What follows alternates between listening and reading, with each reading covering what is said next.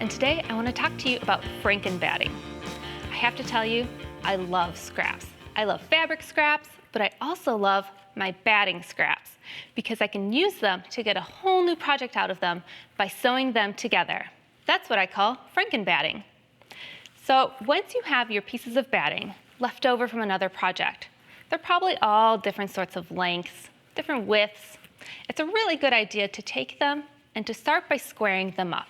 This will help you a lot later when we're going to be sewing them together. You want to make sure that those edges are nice and straight. Measure out the project that you're doing, or if you just want to sew some batting scraps together to use it for a future project, kind of figure out which ones you want to sew together. I like to lay them out on the ground and get an idea of which pieces match up really well from different projects that I've used. To sew them together, we're going to bring them over to our machine, and we are going to sew them together with a wide zigzag stitch. I like to use a width of about 6.5, nice and wide, and a length of about 2.5. What you're looking to do is to secure these two together, but it doesn't have to be a really tight zigzag. You want to have the flexibility that your batting already has and bring that into your stitch.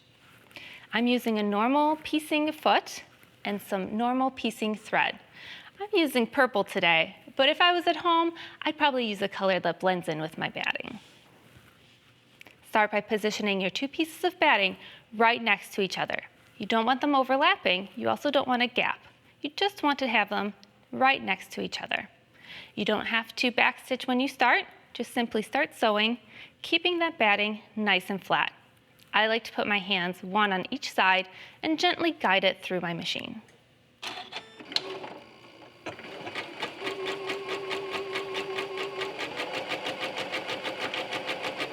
You'll notice that as I go, I stop and I reposition my hands, making sure to keep the two pieces of batting next to each other.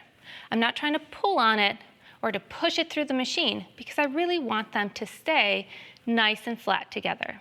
If you've ever tried this before and you've got your seam that was kind of puckering a little bit or bunching, it was one of probably two reasons. Either your batting wasn't nice and square or you were pulling on it a little bit. Let's let the machine do the work.